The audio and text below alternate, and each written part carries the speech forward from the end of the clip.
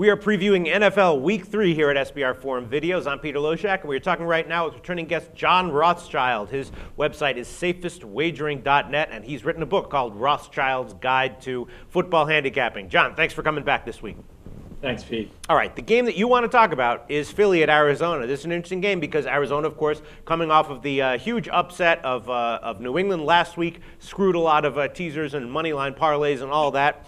Philly, though, they've gotten two very close wins, and the thing that jumps out at me is that, well, first of all, their defense is playing very well. They've also had 9 turnovers in the first 2 games. They won both those games despite that. So I'm thinking, all things considered, put it all together, even though Philly is a 4-point road favorite, more than a field goal, which is always tough in the NFL. I think if I had to take a bet right now, I would take Philly -4. What's your take on this game?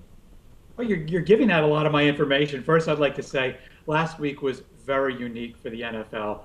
Certainly with the replacement refs who left so much on the field. They were actually better the first week. I think got intimidated last week. Something that might be a trivia question in 20 years. What 2 brother quarterbacks gave up 6 interceptions in week 2 in 1 half? And certainly the inconsistent performances were unique last week. Sure. I do a lot of business with some ambitious investors, and we were all they're very knowledgeable, and we were all very, very surprised by the results last week. Yeah. So anyway, we're doing the Eagles and the Cardinals. As you said, the Cardinals are 2-0. They beat Seattle, and they beat New England, and they were 13-point dogs when they beat New England. Their defense is playing very, very well.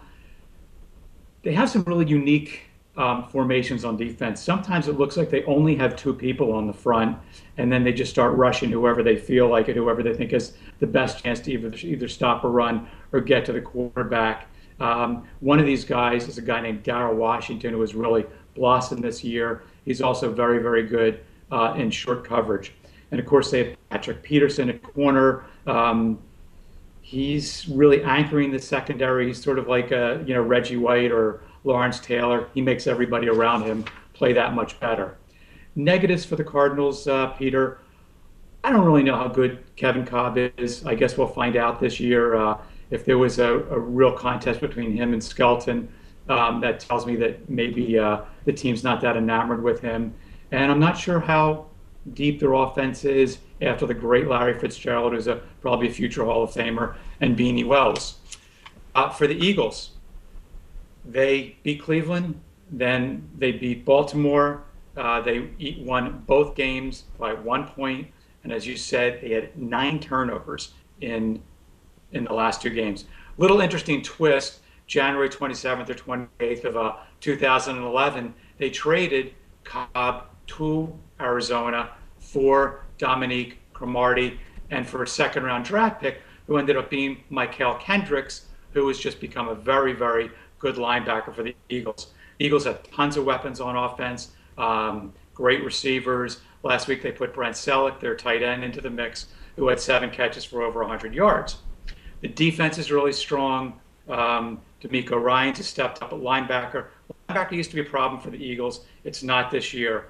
And I guess the coaching staff felt good enough to get rid of Asante Samuel because their corners were that good. They have a good D-line.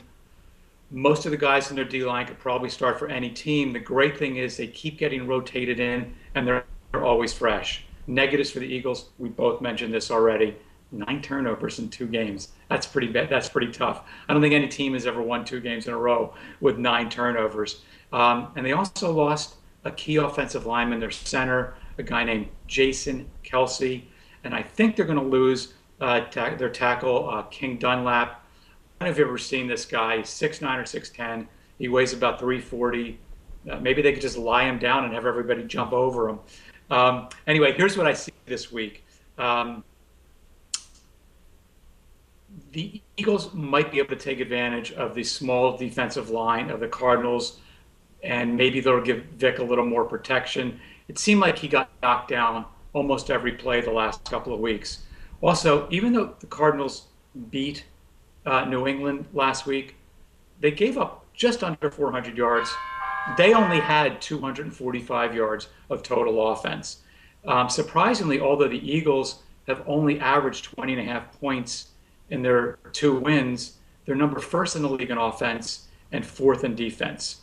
My prediction for the game, I don't think they're going to have 4.5, 4 or 5 turnovers this week. If they do, they're going to probably rack up some scoring. One team is going to end this game out of these two undefeated. I think it's going to be the Eagles. Great. So you think you like them to cover the 4 then?